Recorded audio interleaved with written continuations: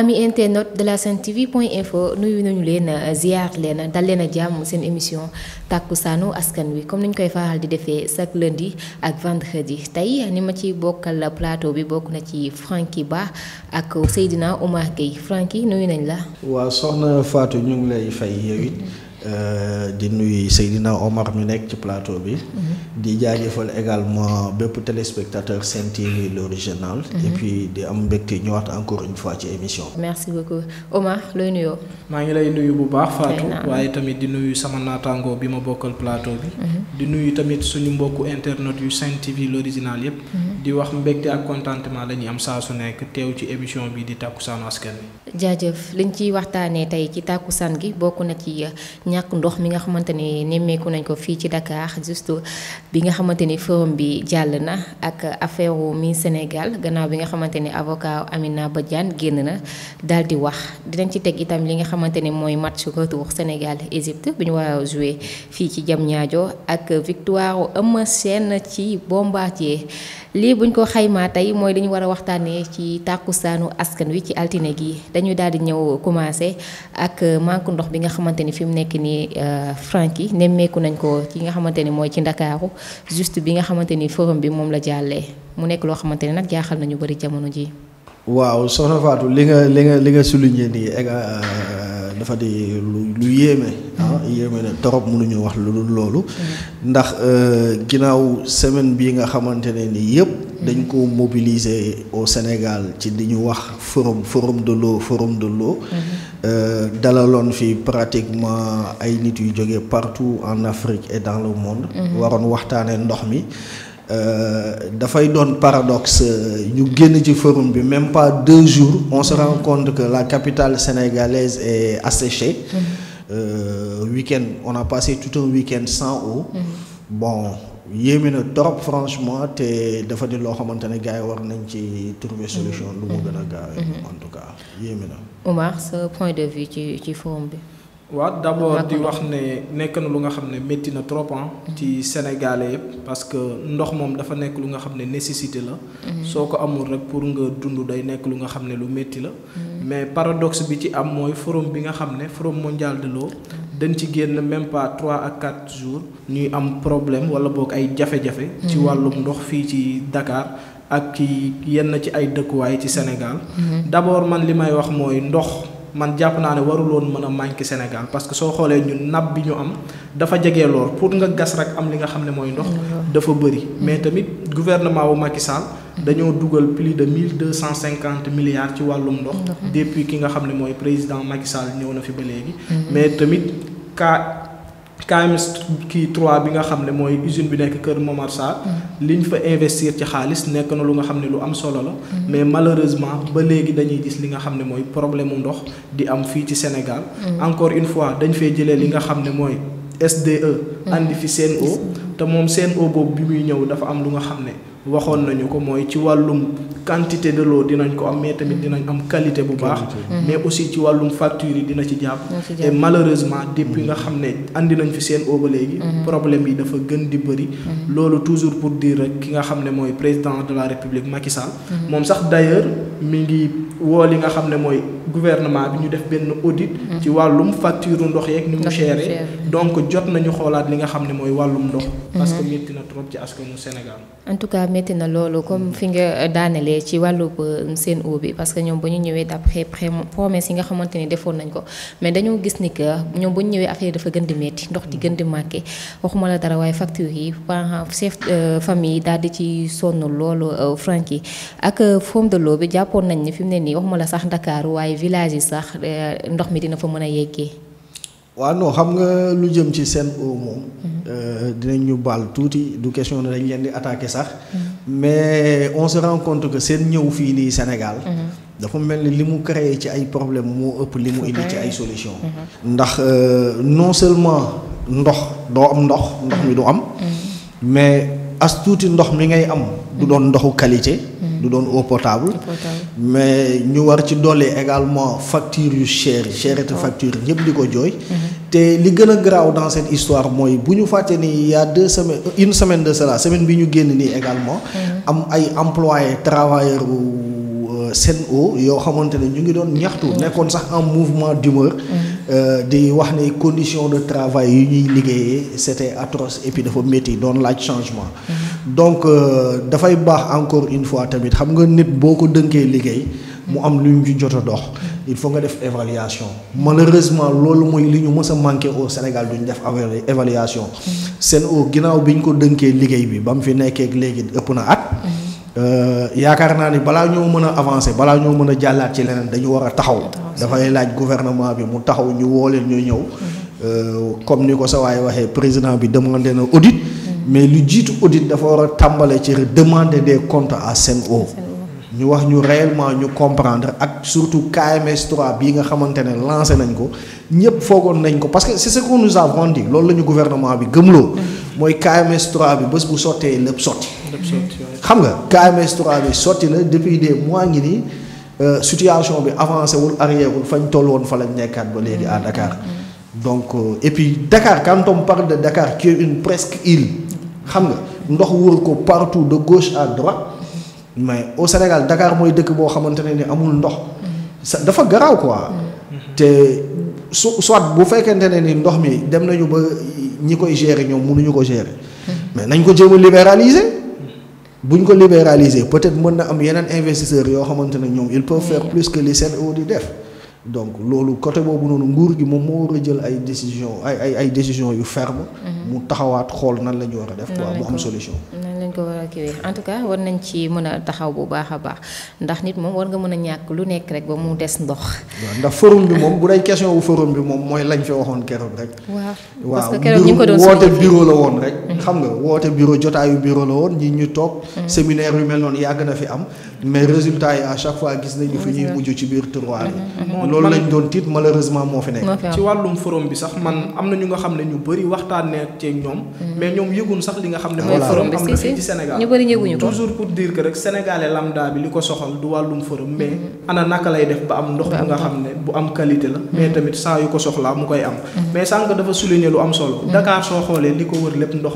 la mais tamit partout au Sénégal soo demee le fleuve Casamance am nañ ko vallée du fleuve Sénégal ak yooyu war nañ ci mën a jëfandiku pour jox li nga xam ne mooy askan bi ndox bu doy mais malheureusement Sénégal fii nawet da ngay nekk ci mbënd di dund problème mu ndox su jàllee quelque temps nga amaat ay problème mu ndox ci wàllum robinet yi et aussi qualité bi nga xam ne ñu ngi la koy jox da ngay xool robinet yi ndox bu xonq lay génnee doo sax am fitu naan fii nii rarement ngay gis ku am xaalis di jëfandikoo ndoxu robinet ñoom ñëpp ay eau Casamance ay kireen la ñuy naan toujours pour dire que rek sénégalais bi nga xam ne wala boog baadoola bi moo ciy sonn mais ñoom lii nii defuñ ko problème. en tout cas Sénégal daal waroon nañu mën a passé foo xamante ni fi mu ne nii moom dañuy ñàkk ndox. ayca bu ñu ci jógee nag dañuy daal di jàll ci suñu deuxième point muy affaire Miss Sénégal gannaaw ba avocat Amina Badiane daal di génnee moom it joxe version ci affaire yi ndax fi mu ne fan yee passé ci ginnaaw joxe amoon na loolu ay coow muy Miss Sénégal 2020 Fatima Dione ba mu defee ay révélation wax ni que dañ ko violé et puis sax am na ci doom ci noonu nag enquête daal di doon ubbeeku ñu doon topp dossier bi mais liñ ci nemmeeku mooy moom bañ ko laajee certificat d'accouchement ba tey ci liñ ko gëj a dégg xamatuñ ci lu ñu nekk mu jur nag jiixi jaaxa ci bopp sénégalais yi noonu ci noonu nag Sen TV point info daal di leen toppal affaire yi dem daal di sëkk waxtaan ki nga xamante ni mooy avocat Amina Badiane dañuy dem seetaan reportage bi daal di ñëwaat. maître est-ce que mën nga ñu defal benn rappel bu ndaw rek yëf yi nan la juddoo coow ji nan la juddoo ci Miss Sénégal bi mois de novembre. coow li en fait c'est simple xam nga élection Miss bi dafa am mi ngi amoon le 13 novembre bi élection bi amee ba pare élection bi nekk réussite bu baax ba léegi nag comité bi commencé di def remise de cadeaux c'est-à-dire des cadeaux qui ont été promis aux gagnantes.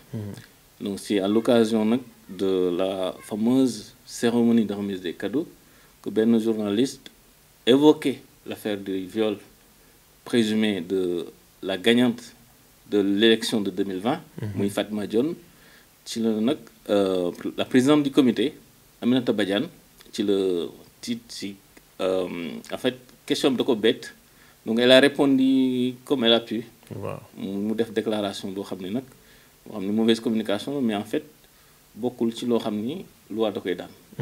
voilà mais ça a choqué et elle l'a regretté. parce que excusez-vous. bon am nañu ay quelques échos dégg nañu ne dafa am xëy na ñu nekk ci suuf ba wóoruñu ñu nekk ci suuf bëgg a retirer licence bi ci moom di manipuler gauche droite même dégg nañu sax am na ay télévision yoo xamante sax bon. waaw mais loolu nekkul rek ay supputation. parce que Miss 2021. woo nañ ko. woo ay parents naan ko mu renoncer. woo nañ kan. Miss 2021. dañu woo Miss 2021. di ko naan renoncer ci sa couronne bi ñun ñu yóbbu la Canada promettre ko lu nekk mais moom puisqu'elle a une confiance envers l'organisation ou le comité d'organisation du Miss moo tax moom elle a été vraiment loyale moom ci la ñu informé affaire bi mel noonu xam nga loolu mooy wane ni am na ñu nekk ci ginnaaw di yàq. ñoo ko seetaanandoo ki nga xamante ni mooy avocat Amina Badiane gis ngeen révélation yi nga xamante ni def na ko Franky lan mooy sa jàngat ci lii. waaw question wu Miss Sénégal bi wax nga dëgg dafa di question boo xamante ne jotoon naa lëmbe réew mi. ci novembre 2021 bi passé.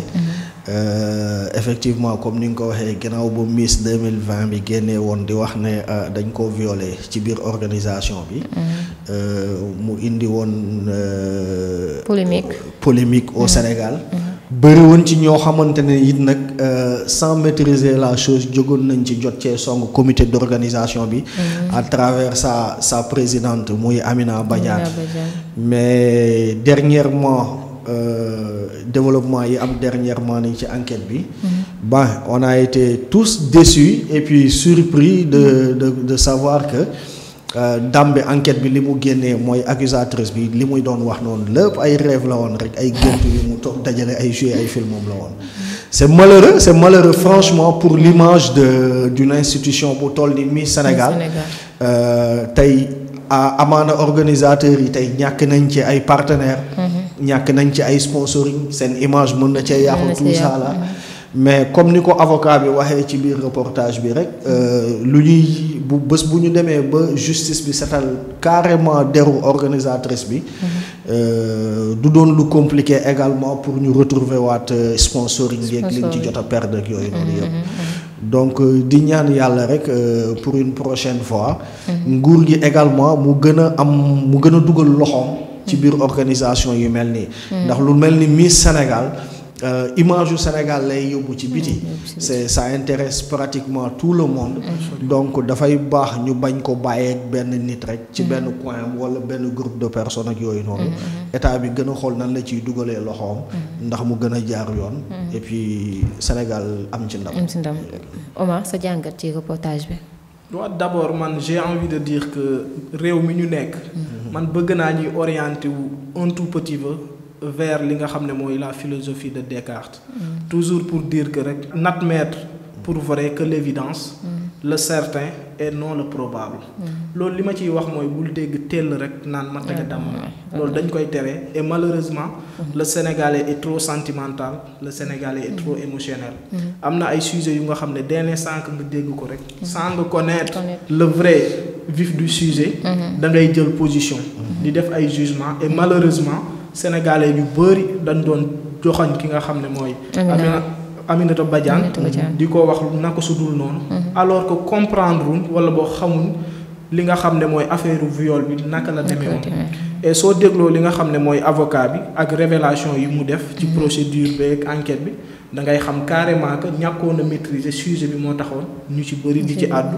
mais tamit c'est malheureux parce que li nga xam ne mooy wàllum viol dafa nekk lu nga xam ne lu sensible et malheureusement lii day tax sax képp ku ñu violé dootoo am fitu dem di dénoncer parce que da ngay gis ku ko def di ci profito waxuma nag ne ki nga xam ne mooy Fatou Dione violé wuñ ko wala amul doom mais suñu sukkandikoo ci li nga xam ne mooy enquête bi li ñu wax ba ñu ngi koy laaj certificat d'accouchement ak doom jéeg yépp mënu ci andi dara lu leer donc je me dis que loolu am na ay lënt-lënt d'autant plus que man jàpp naa ne mënuñ la violer nga toog ba am doom mënoo dem gendarmerie wala police déclarer ko loolu tamit nekk na ci ku toll ne Miss Sénégal loolu tamit nekk na lu nga xam ne xel mënu koo nangu mais encore une fois comme ni ko Franky waxee Miss Sénégal dafa nekk lu nga xam ne image u Sénégal yépp la lépp la engagé donc état wu Sénégal war nañ ci mën a taxaw ci wàllum organisation gën leen a jàppale parce que problème bi mu amee yëmul rek Sénégal mais am na ay médias yu nga xam ne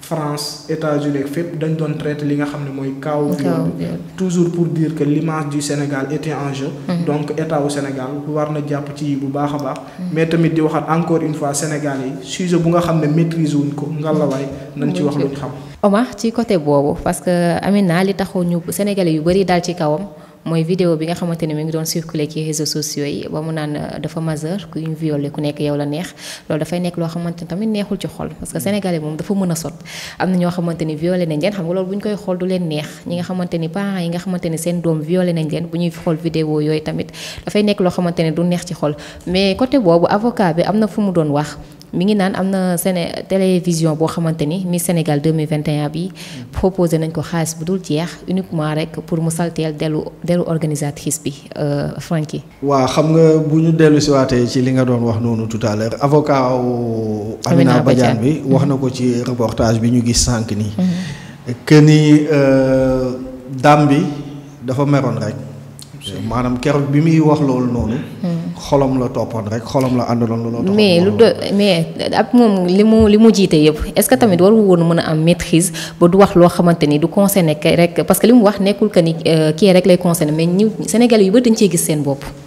waaw non loolu dëgg la mais xam nga wàllum viol mooy loo xamante ne Sénégal moom li muy sensible yëpp tamit dafa am yoon bu ko encadré dafa am ay loi yu ko encadré am nuñ ko tënkee am nuñ ko waxee donc mën naa d'accord ak yow ci côté boobu noonu parce que responsable bu toll ni moom am habitude pression war na mën a dominer pression bi ba nga xamante ne ni suy wax du waxee xol mais lu ñuy jéggale rek teg ko comme ni ko avocat am waxee jàlle ci leneen mais juste préciser que pour l'instant moom la ñu amagum avocat wu Amina Badiane mais ci kaw loolu Sen TV Info ñu ngi également ci yoonu nan la ñuy fexee ba mën a jàkkaarloog accusatrice bi muy Miss Fatima ci boppam bu ñu ko mënul am ay mbokkam wala ay avocat am pour également moom it mu indi contribution indi version quoi parce que ba léegi day des version contre version rek mooy loolu noonu quoi léegi nag bu ñu dellu si waatee ci li nga doon wax aussi muy révélation bi nga xamante ne ni avocat bi def na ko également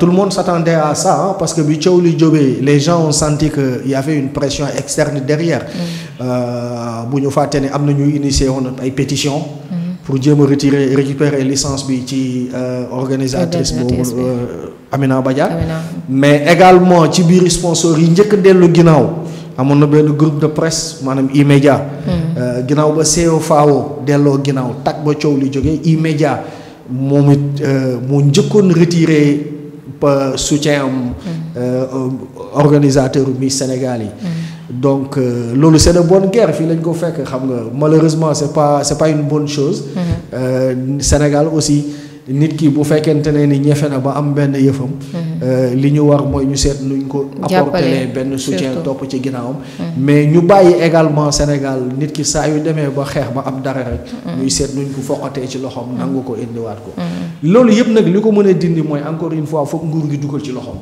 bu ci nguur gi dugalee loxoom ba gën koo encadrer gën koo organiser yaakaar naa coow yoog xiiro ngaay yooyu noonu yëpp doon ci am espérons que ni que nguur gi na ci dugal loxoom Omar Fatima mi nga xamante ni moo accusé ndax tamit jotul mu génn ndax boobu ba tey it moom kenn dégg ko ci lenn. absolument war nañ ko déggaat surtout ginnaaw bi nga xam ne avocat wu Amina Badiane génn nañ def ay révélation ci wàllum li nga xam ne mooy enquête beeg fi ñu ci toll. jàpp naa ne moom tamit même su mënul génn. kenn ku ko jege wala boog ay avocat am war nañ génn wax ak Sénégal yi fan la dossier bi toll mais tamit moom ci lan la nekk parce que soo dégloo li nga xam ne mooy reportage bi ñoom ñi ngi wax ne déggatuñ ko fenn mais tamit xamalutuñ ko dara depuis ñu laaj ko li nga xam ne mooy wàllum certificat d'accouchement beeg yeneen yu mel noonu donc je pense que pour équilibrer l'information ñun sax ñi ngi def ay démarches parce que loolu dafa bokk ci li nga xam ne mooy charte yi tëkk journalisme doo dem ci benn parti rek ñu wax la version nga gëm ko mais tamit war nga dénk sa micro ñi nga xam ne mooy l'avocat wala boog ñi jegee ki nga xam ne mooy Fatou Dione te ñoo ngi ci démarche yooyu bu dee rek mi ngi ñuy dégg wala boog am na ku ko jegee mu xamal ne bëgg nañ tamit déglu ki nga xam ne mooy Fatou Dione mu andiwaat ay leeral ci wàllum viol bi ak procédure bi fan la ci li nga xam ne mooy justice toll. En tout cas ñu yaakaar ni que moom dina génn wala kenn ci ay avocat am rek daal di ci indi seeni version ñoom it dañu jàll suñu 3e point muy match retour Sénégal Égypte gannaaw ba ñu jàkkaarloo ak ñoom match aller bi Égypte daal di ñuy dóor benn bal ci 0 Francky retour bi ak nan la ñu war a woon waajee ba Sénégal daal di gagné Égypte mën a qualifier coupe du monde Qatar. waaw xam nga mot d'ordre bi pour commencer mooy ñëpp dem stade. te comme ni ko entraîneur bi waxee on a plus besoin de supporters que de spectateurs. mais ci côté boobu billet dafa manqué jamono ji man ba tey amaguma billet te bëgg naa dem stade. waaw non billet yi boo yeggee stade rek di nga ko am billet yi moom. gannaaw bu weesoo point de vente yi ñu koy jaayee. mais sama affaire bu ñu fàtte ne stade bi aussi am na ay guichet. sama affaire dafa am fraude de wóorut sax. waaw non lu jëm ci loolu fédération bi génnee na communiqué.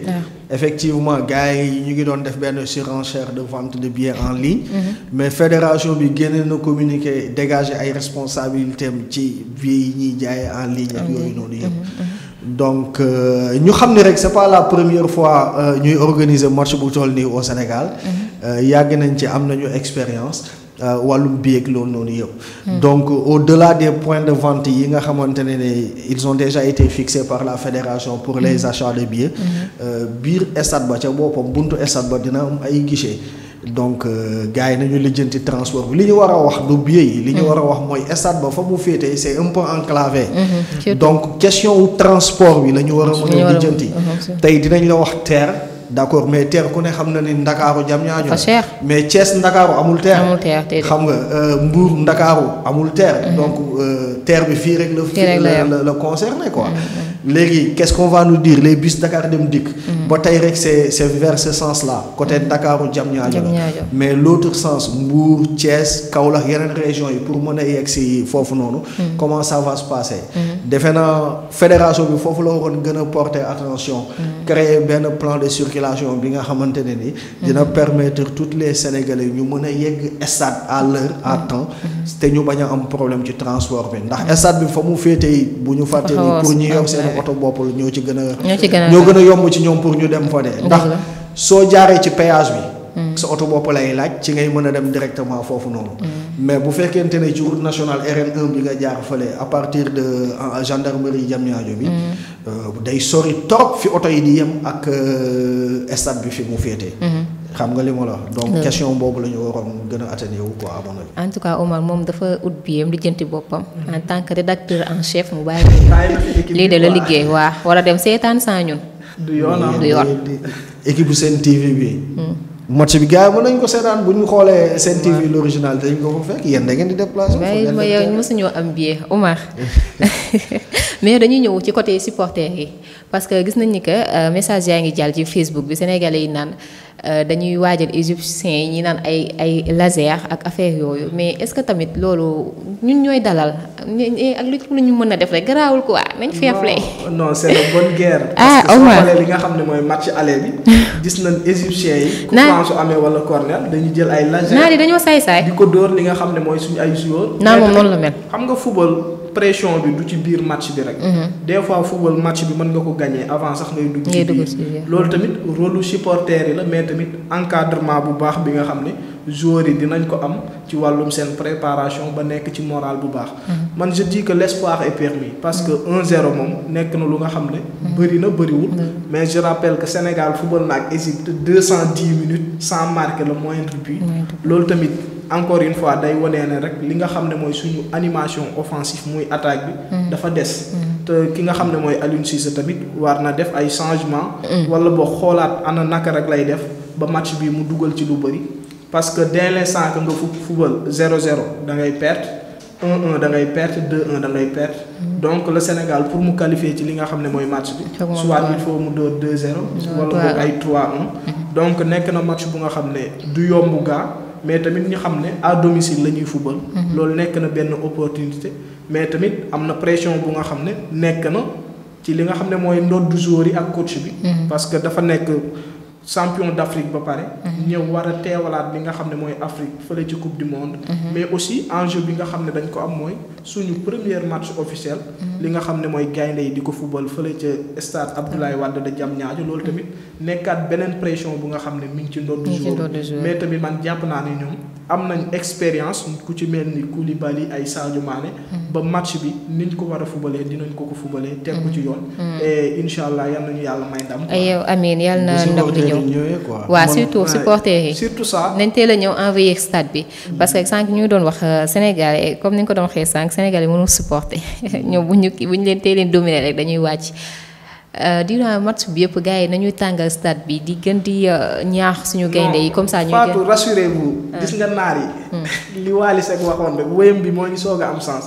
Diamniadio lañ leen di xaar dem leen di xaar te man jàpp naa ne waa Allez Casa ak li nga xam ne mooy banlieue bi AS Pikine Guédiawaye gars yi nañ mobiliser wu nekk ci ginnaaw li nga xam ne mooy yooyu parce que moomeelu Sénégal la mais tamit ñëpp ci bokk mais aussi li nga xam ne mooy Franky sànq dafa souligner lu am solo parce que match bi du Dakar ak Égypte encore une fois mais Sénégal ak Égypte mooy ci wàllum transport bi dem fële ci Diamniadio nekk na lu nga xam ne yombul mais tamit ñuy jógee ay côté Mbour Mboro Thiès ñooñu tamit war nañ leen sóorwaale ñu bokk ci li nga xam ne mooy match bi ñu boole leen ci pour l'intérêt général de la nation parce que stade bi dafa nekk fu nga xam ne dafa ruxe te ñëw fa moom yaa jàpp naa ne problème de transport dina am ci ñenn ñi en tout cas ñu ngi koy waaj bu baax a baax dem daal di taxawoo suñu gaynde di ñaan yàlla may leen ndam bu baax a baax ci noonu nag lañu duggee ci ñu 4e point muy lamb bi nga xamante ni doxoon na démb ci diggante Bombardier ak Eumeu Sène fa Eumeu Sène daal di koy mujjee daan dinañ fa ñëw mais xam nga man dama moo ci gën a neex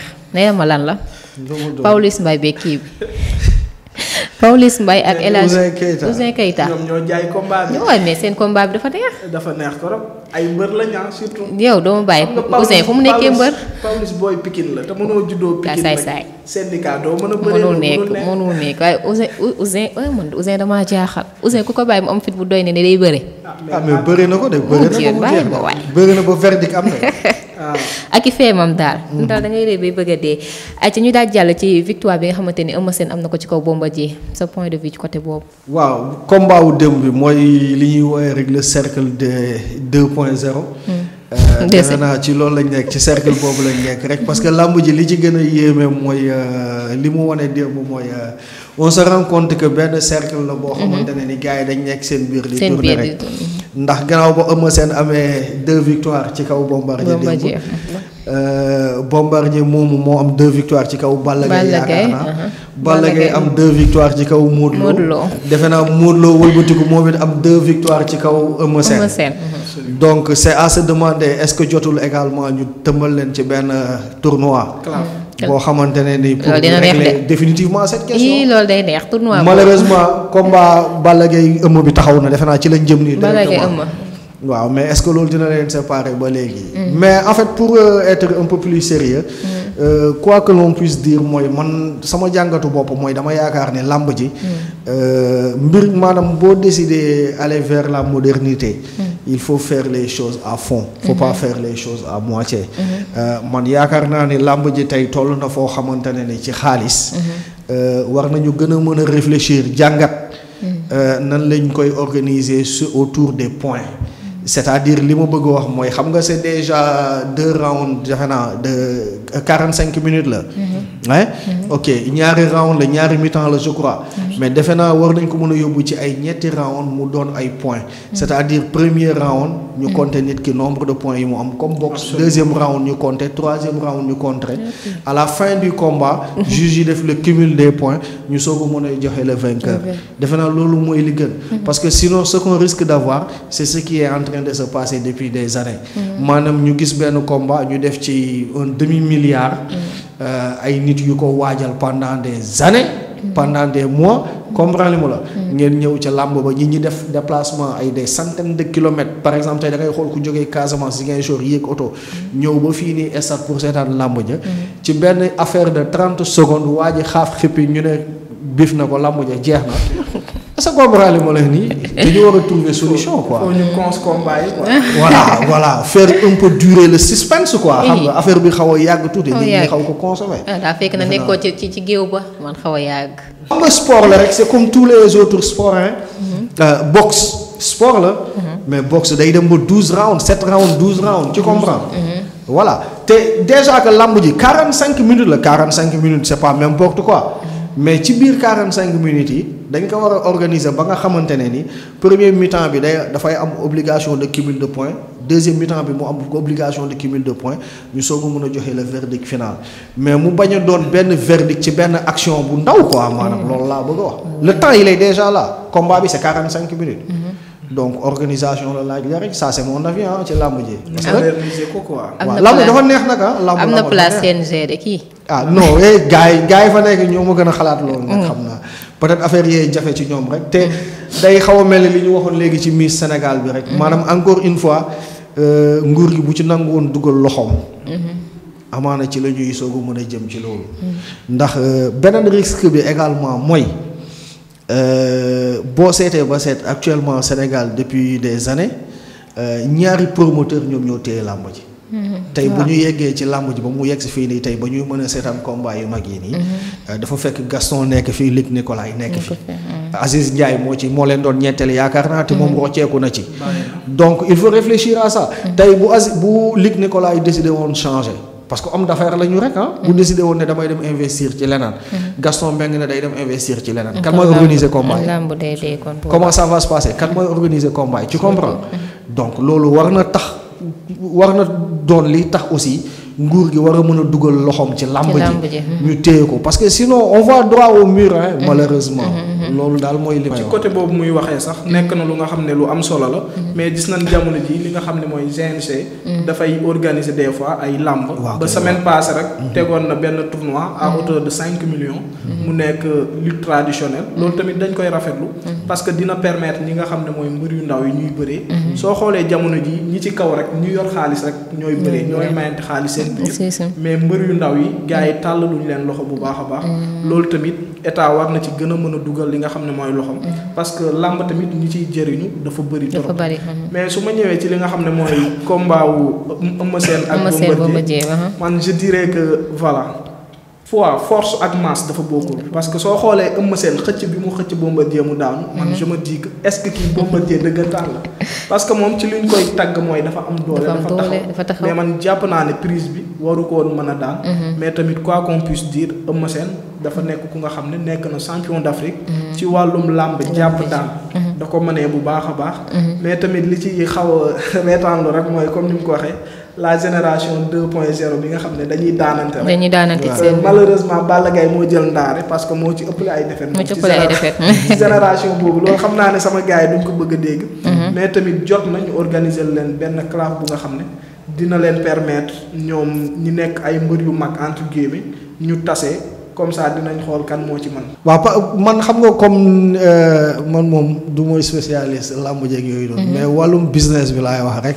ak sport en de manière générale war nañ ko également mën a décentraliser comme ni mu ko waxee CNG bi ñu ngi décentraliser et puis yenn promoteurs yi gis naa Yékini il est maintenant dans ça moom it mu ngi organiser ay combats un tout petit peu dans le territoire national mais combat yu mag yi tey par exemple je te donne un exemple am na fi benn combat bu ñu reporté woon dernièrement defe naa yaakaar naa moo nekkoon diggante Bombardier la woon ak Balla Gaye la woon je crois bien non waaw Bombardier Balla Gaye avant bi ñu ko reporté mais pendant ce temps préfet bi defe naa région de Dakar la préfet bi arrêté woon combat bi mais région de Thiès kenn arrêté wuloon combat bi donc làmb ji tey bu ñu ko xalaatoon a décentraliser mënoon nañ koo bëri jee Mbour mënoon nañ ko yóbbu Ziguinchor mënoon nañ ko yóbbu ci région yi bu ñu kenn wax nañu infrastructure bi toll noonu amul si am na bien sûr ci région yi am nañu espace yoo xamante ne war na mën a accueillir combat bu mel ni bu Bombardier wala bu Lac de Guiers donc lépp pour woone ni rek encore une fois promoteurs yi nguur gi bu ci duggaloon loxoom organisation bi dina gën a baax ndax làmb ji aussi suñu yëf la ñun ñoo ko moom tey waruñu koo mën a ñàkk bés bu ñu ko ñàkkee rek dañuy wàlliyaan sportu jàmbur la ñuy dem jëli indi ko teg ko fii nii ci kaw exposé ko te buñ demee ba président bi def benn effort defaral ñu arène bu mel nii li ñu am nii donc li ci des également mooy ñu fexe ba làmb ji mu toll ni arène bi toll. ku am arène bu toll nii da ngaa war a mën a am sport boo xamante ne day toll noonu ci li ma yaakaar. en tout cas nguur gi moom foofu mu dugal ci loxoom parce que comme li nga wax sànq rek dafa nekk loo xamante ni ay 4 wala 5 mbër ñooy nekk ci kaw ñooñu rek ñoo ciy gagné comme ni ñu ci war a gagné.